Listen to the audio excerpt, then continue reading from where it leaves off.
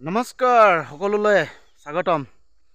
এয়া মই আজি দেখুৱাব বিচাৰিছোঁ মোৰ পথাৰত আজি এতিয়া এই বছৰ ৰুইছোঁ ব্লেক ৰাইচ কেনেকুৱা ধৰণৰ তাৰমানে ধান হৈছে এইটো আপোনালোকক অকণমান দেখুৱাব বিচাৰিছোঁ। মই ব্লেক ৰাইচ এনেকুৱা এটা ভাল তাৰমানে চাউল বুলি তাৰমানে বিবেচিত হৈছে বা হেৰি এটা মানে কৈছে, ডক্তৰে কৈছে বা সিটোৱে জনাসকলে কৈছে যে সেই ব্লেক ৰাইচ খালে তাৰমানে ব্লেক ৰাইচ চাউলটো যদি আমাৰ ভাতৰ লগত বা চাউলৰ লগত অন্য চাউলৰ লগত অকণমান লগাই যদি ভাতটো যদি বনাই খায় তেতিয়া আমাৰ ডায়েবেটিছে হওক বা তেনেকুৱা প্ৰেছাৰে হওক সহজলভ্য নহয় বুলি কৈছে। সহজমতে তাৰমানে এইবিলাক আগবাঢ়িব নোৱাৰে বুলি কৈছে। সেই বেমাৰসমূহৰ পৰা হাত সাৰি থাকিব পাৰে বুলি কৈছে।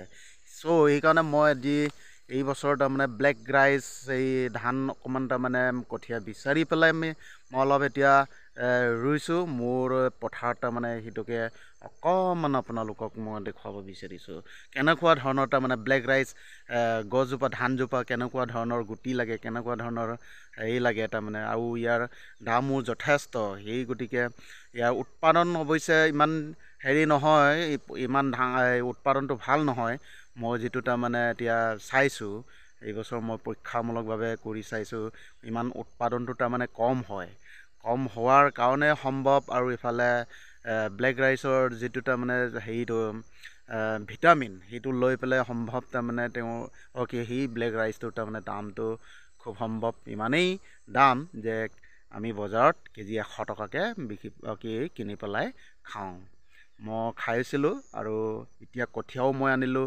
কঠীয়া আনি পেলাই মই ব্লেক ৰাইচ অলপ তাৰমানে সেইবাৰ মোৰ পথাৰত তাৰমানে ৰুইছোঁ, তাৰমানে মাত্ৰ এডৰামান ৰুইছোঁ, সেইটোকে তাৰমানে পৰীক্ষামূলকভাৱে।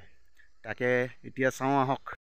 হৈছে ব্লেক ৰাইচ মোৰ ধাননি পথাৰত ব্লেক ৰাইচ এইটো এডৰামান, বেছি নহয় এডৰামান আছে।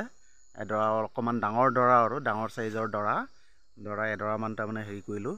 এতিয়া মই আপোনালোকক দেখুৱাব বিচাৰিছোঁ সেই ব্লেক ৰাইচৰ তাৰমানে আনৰ ব্লেক ৰাইচৰ সেইবিলাক জোপাবিলাক কেনেকুৱা ধৰণৰ মই নাজানো, কিন্তু মোৰ ইয়াত মাটিটো মাছ খালে হয়, ইমান নহয়, দও নহয়, ইমান তাৰমানে নহয়, তেনেকুৱা ধুনীয়া মাটিয়ে হয়।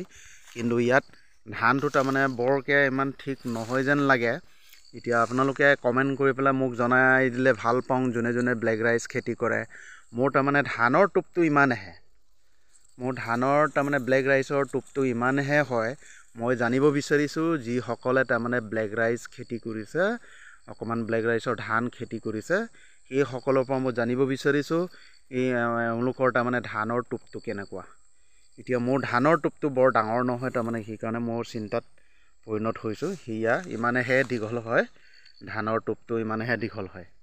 অন্য তাৰমানে অন্য ধানকেইটা বহুত ইয়াতে উদাহৰণ হিচাপে ওচৰতে মই আকৌ বেলেগ লগাইছোঁ। ইয়াত ধানৰ টোপকেইটা ইমান দীঘল। ইয়াত ধানৰ টোপকেইটা ইমান দীঘল। ইয়াৰ ব্লেক ৰাইচৰ কিন্তু টোপকেইটা ইমান সৰু। ইয়াতে কিন্তু মাজতে এটা তাৰমানে মই এটা দেখিবলৈ পাইছোঁ, ইয়াতো তাৰমানে সেইটো ইমান টোপটো দীঘলে হয়, সেইটো টোপ যথেষ্ট দীঘলে আছে। এনেধৰণে যদি গোটেইকেইটা যদি ধানৰ টোপটো হোৱাহেঁতেন তেতিয়া ভাল লাগিলে হয়। সম্ভৱ তাৰমানে ইয়াৰ মোৰ প্ৰতিপালন অকণমান ভুল হ'লেই নেকি, মই নাজানো। গতিকে যিসকল জনা খেতিয়ক আমাৰ আছে, দৰ্শক আছে, সেইসকলে মোৰ ভিডিঅ'টো চাই পেলাই অকণমান পৰামৰ্শ এটা বিচাৰিছোঁ আপোনালোকৰ পৰা, যিসকলে খেতি কৰে।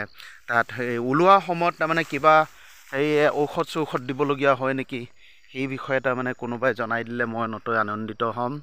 আৰু এনেদৰে আমি সকলোৱে সহায় সহযোগিতাৰ মাধ্যমেৰে আগবঢ়া উচিত বুলি মই ভাবি এই ভিডিঅ' প্ৰস্তুত কৰিলোঁ। জয় হিন্দ।